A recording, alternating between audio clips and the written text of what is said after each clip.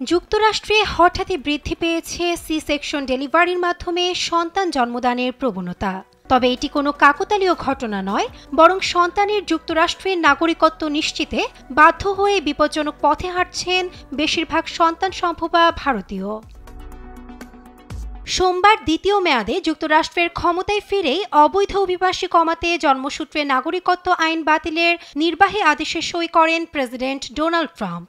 সে অনুযায়ী ২০ ফেব্রুয়ারি থেকে জন্মসূত্রে নাগরিকত্ব অধিকার বাতিলের আদেশ কার্যকর হওয়ার কথা রয়েছে। তবে নাগরিকত্ব হারানোর ভয়ে শেষ সুযোগ কাজে লাগাতে হাসপাতালে ভিড় ভারতীয় সন্তান সম্ভবা নারীদের।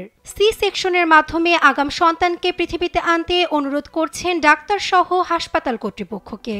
২ দিনের ব্যবধানে অন্তত ১৫-২০ দম্পতি এমন দাবি নিয়ে হাসপাতালে এসেছে বলে উল্লেখ করেছেন টেক্সাসের এক প্রসূতি ও স্ত্রীরোগ বিশেষজ্ঞ।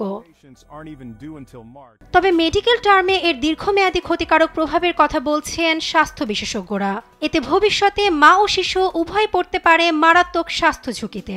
অনুন্নত ফুসফুস, খাওয়ার সমস্যা, কম ওজন, স্নায়বিক জটিলতা সহ নানা শারীরিক জটিলতা দেখা দিতে পারে শিশুর শরীরে। তবে সব ঝুঁকি ছাপিয়ে অনাগত সন্তানের মার্কিন নাগরিকত্ব প্রাপ্তি যেন এখন মুখ্য দম্পতিদের কাছে। ভারতীয় গণমাধ্যম টাইমস অফ ইন্ডিয়া নিউ জার্সির চিকিৎসক এস.টি. রামার বরাতে জানায়, ৮-৯ মাসের গর্ভাবস্থা নিয়ে সি সেকশনের জন্য অস্বাভাবিক আবেদন পড়ছে। যুক্তরাষ্ট্রে অস্থায়ী H-1B ও L-1 ভিসায় কাজ করছেন হাজার হাজার ভারতীয়। তাদের অনেকেই গ্রিন কার্ডের আবেদনের মাধ্যমে যুক্তরাষ্ট্রে স্থায়ীভাবে বসবাসের অনুমতি পেলেও ট্রাম্পের নতুন নিয়ম অনুযায়ী বাবা মা কেউই আমেরিকার নাগরিক না হলে নাগরিকত্ব পাবে না সন্তানও।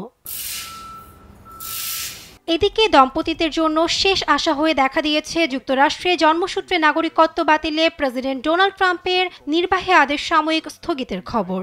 তবে আইনের মারপ্যাচে কতটুকুই বা বাগে আনা যাবে একরোখা ট্রাম্পকে তা নিয়ে শঙ্কা থেকেই যাচ্ছে। ইতোমধ্যেই এ স্থগিতাদেশের বিরুদ্ধে আপিল করার কথা জানিয়েছেন president Donald Trump. Nasrin Akhtar, news desk, Desh TV.